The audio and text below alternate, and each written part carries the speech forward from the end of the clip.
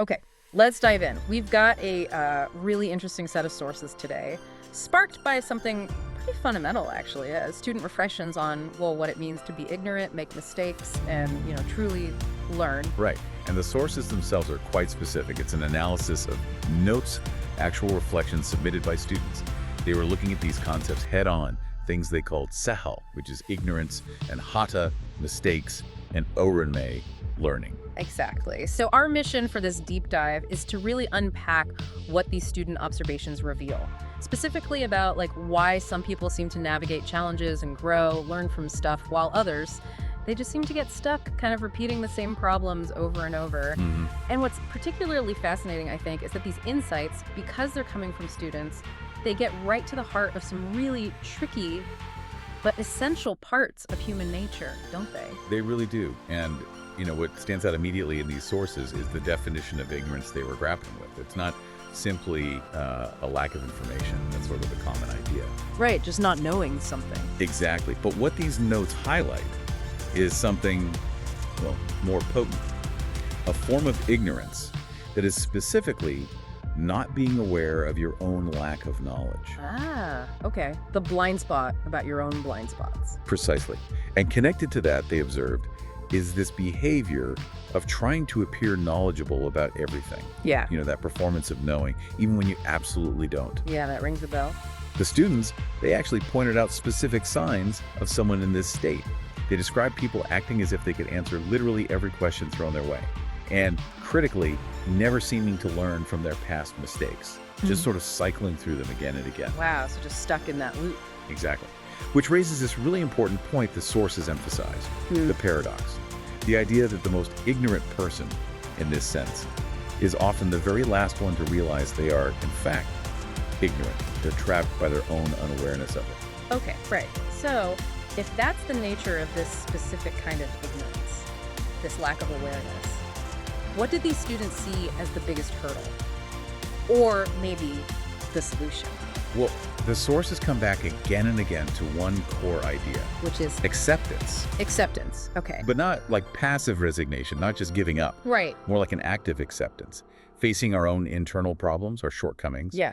And acknowledging the very real need to actually struggle with them. Okay, so according to these notes then, the absolute biggest problem of this type of ignorance they were describing is precisely not accepting yourself, or maybe more specifically, not accepting your own ignorance, your own limitations. That's exactly it. That's what they pinpointed. And why is this so central? Why did that matter so much? Because the sources, they state it pretty clearly for any problem you face, whether it's ignorance itself or something else entirely. Acceptance is the absolutely necessary first step before solution even becomes possible, You can't fix what you refuse to see as broken. Exactly. You just can't. And here's where it gets really interesting, I thought. Accepting our mistakes specifically is described in these notes as the most important step in personal development, like the number one thing.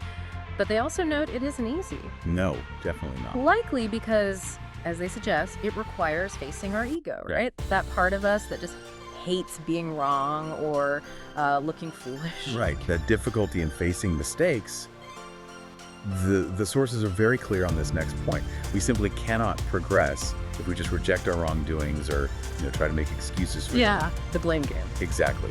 That whole approach, according to these notes, it's just a dead end. So connecting this to the bigger picture, the material seems to emphasize that ignoring errors or excusing them just traps us, keeps us in that loop you mentioned. Yes. The only path forward they identified was, first, accept them honestly, really look at them, and then actively pivot. Focus on finding solutions to actually correct those errors. Okay. And what's fascinating here is how directly the students linked this excuse-making tendency back to ignorance itself. They did. The notes specifically mentioned ignorance as the fuel for making excuses for your own failures, for refusing to accept them. So it's that lack of self-awareness driving the defensiveness. That seems to be the connection they were making, Yeah. It drives the defensiveness, the excuse me. So this raises an important point then. Instead of generating those defenses, those excuses for failures, the sources stress this crucial need to adopt what they call a solution-oriented approach. Is that right? That's the term they use, yes. A solution-oriented approach. The focus shifts entirely, away from justifying the past and towards fixing the future. Okay, let's unpack this a bit more then. How did these students connect all of this The ignorance, the acceptance, facing mistakes, how did they connect it to actual outcomes? Like, learning things, improving your performance at something. They drew a very direct line, actually. Learning from your mistakes was directly linked to achieving success. It wasn't just presented as like a good idea. It was framed as the fundamental mechanism for getting better. The mechanism, okay. Yeah. They state that to truly increase your performance, or say, improve your results, your scores, you absolutely must first accept the specific areas where you've made mistakes. You have to know what went wrong with open eyes. No sugarcoating. Exactly. And it doesn't stop there at just noticing the error. The material strongly emphasizes the need to then systematically work on these mistakes. Systematically work. Okay, so it's not just acknowledging, it's doing something about it. Right. It's that focused effort applied directly to those accepted shortcomings. That's what the notes say actually drives the performance increases. So what does this all mean in terms of, say, wisdom? What did these reflections suggest? Well, according to these student reflections, true wisdom isn't really about possessing all the answers or pretending you know everything. Right. It's fundamentally about being open to continuous learning.